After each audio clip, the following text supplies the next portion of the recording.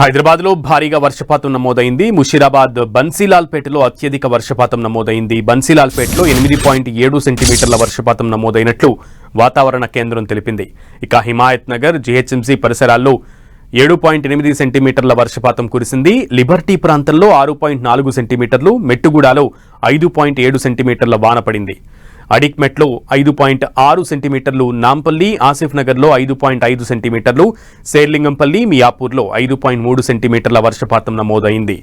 OU, Kukatpally, సికింద్రాబాద్లలో 5 సెంటీమీటర్ల వాన కురిసింది.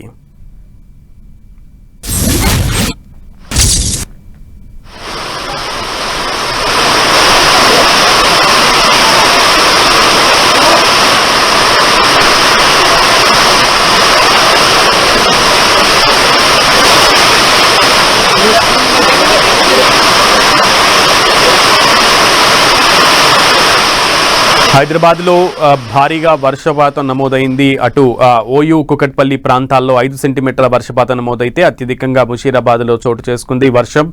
సో ఈ నేపథ్యంలో అటు భారీగా వర్షపాతం నమోదవడంతో ప్రజలందరూ కూడా అవస్థలు పడ్డారు.